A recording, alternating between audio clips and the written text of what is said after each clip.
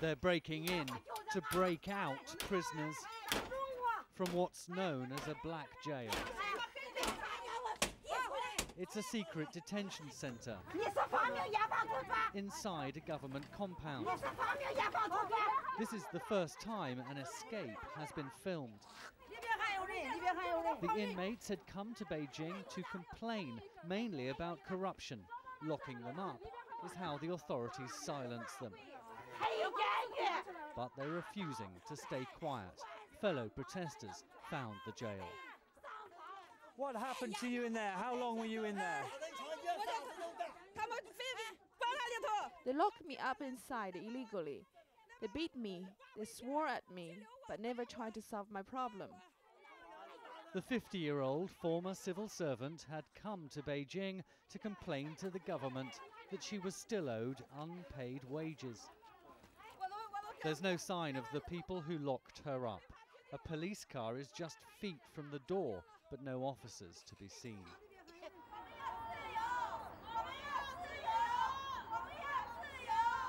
We want freedom, they shout. We've found another detention centre. We speak to a woman being held inside on the phone. How long have you been held there? Some of us have been locked up for 5 or 6 days. We can't leave. We go into the building and ask to see the people upstairs. There's no one locked up here, she says. The building is run by the Beijing government. Officially, it's called a care centre. The only apparent crime committed by the inmates of these so-called black jails is to criticise the state. And yet, their very existence undermines the work being done by the government to try to clean up the justice system. The police arrive, they take our details and deny there's anyone detained illegally in the building right behind them. How does the Chinese government justify the use of so-called black jails? There are no black jails in China. Anything being done not strictly according to the law, we're trying to improve. Fearful but free, escaping from the black jail, Tao Rongmei doesn't expect improvements in the law to protect her or other critics of the state. Angus Walker, ITV News, Beijing.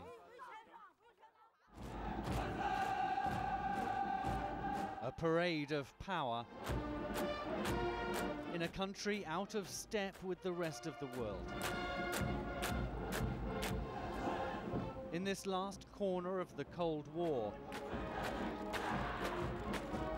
troops pounded through the square in the North Korean capital. Defiantly displaying powerful missiles around 48 hours after the failure to successfully launch a rocket. North Korea's answer to international condemnation and threats of increased isolation. When economists call China the factory floor of the world, this isn't what they have in mind. The largest spectacles factory in this huge country, silent. Not a worker to be seen. What's happening in Wenzhou is beginning to worry the world. 1 in 5 businesses in this city have gone bust. This was by far the biggest. Dangerous cracks are appearing in the foundations of China's economy. It's Mr. Zhou's last stand, a pensioner with a petrol bomb facing local officials who want him evicted. Selling rhino horn is illegal, but he's not afraid of the police. In Vietnam, you can always pay a bribe, he claims. You take it like this, the chemist tells us. Just mix it with water. So rhino horn medicine is being sold as a cure for everything from cancer to a hangover, and it's now being used so widely in Vietnam that the country is seen as the epicenter of the dramatic rise in rhino poaching thousands of miles away in Africa. Clearly, this supermarket, relatively new, is popular. There are plenty of customers, there's plenty of choice. And in North Korea, that's a novelty. On the new TVs, the latest missiles. You can buy a basketball, apparently Kim Jong-un's favourite sport.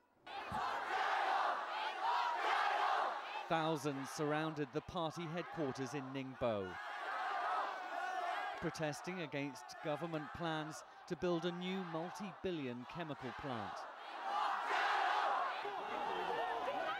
Many were there to demand the release of dozens who'd been arrested during days of confrontation.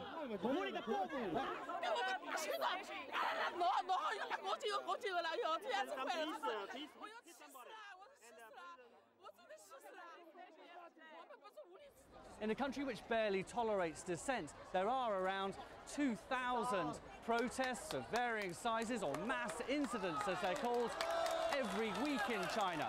More and more people taking the risk and challenging the state.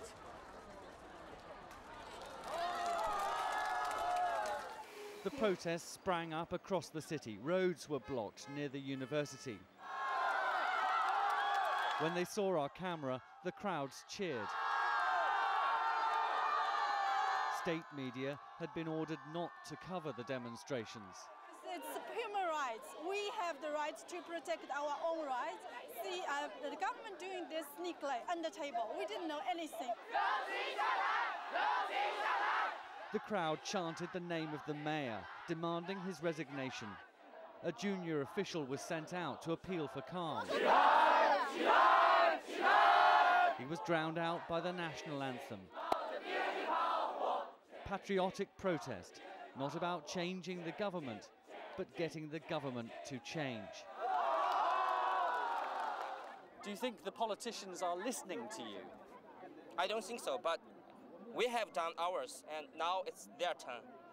They should listen to you. They should. They really should. And they did. After hours of standoff, the government suddenly scrapped plans for the new chemical plant. Most didn't believe it, refusing to move until they were forced to.